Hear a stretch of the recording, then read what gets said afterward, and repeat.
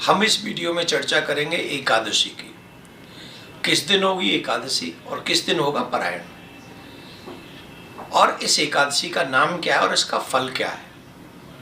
हम सभी को ये व्रत क्यों करना चाहिए, ये अवश्य सुनना चाहिए। धर्मराज ने पूछा, हे प्रभु, चैत्र मास की कृष्ण पक्ष की एकादशी का क्या नाम है, क्या व्रत है, क्या फल है, उसका कृपा करके बताइए। भगवान श्री कृष्ण ने कहा, धर्मराज, जो तुमने हमसे पूछा है यही प्रश्न नारद जी ने ब्रह्मा जी से पूछा था, और ब्रह्मा जी ने बड़ा सुंदर इसका महत्व बताया था।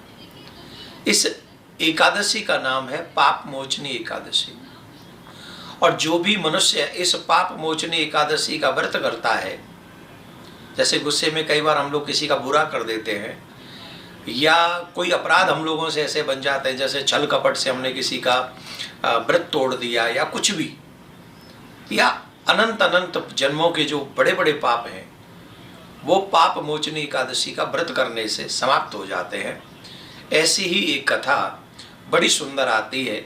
एक बहुत सुंदर वन था, उस वन में एक ऋषि थे, मेधावी ऋषि। वो तप कर रहे थे। इंद्र की प्रेरणा से एक अप्सरा उनका ध्यान भंग करने के लिए पहुंच गई, और उस अप्सरा ने उस ऋषि का मेधावी ऋषि का ध्यान भंग भी कर दिया। मंजू घोषा नाम की उस अप्सरा ने बहुत वर्षों से तप कर रहे मुनि का जब ध्यान भंग किया, तो मेधावी ऋषि को बहुत बुरा लगा और कहा कि एक स्त्री के आकर्षण ने मुझे पाताल में गर्त में डाल दिया। तो ये जब सुना तो उनको बड़ा कष्ट हुआ, और उन्होंने शाप दे दिया कि तूने मुझे जो बहुत बुरा किया है, तुझे बहुत नाना प्रकार के कष्ट भोगने पड़ेंगे, तू जा यहाँ से, स्वर्ग से तू अब दूर चली जा। बहुत बुरा शाप दे दिया। तो उसने क्षमा मांगी, हे प्रभु, अब हमसे अपराध तो हो गया, पर हमको तो क्षमा करो, अब हम क्या करें, हम तो अनंग दासी हैं, हमें तो आज्ञा का पालन करना होता है।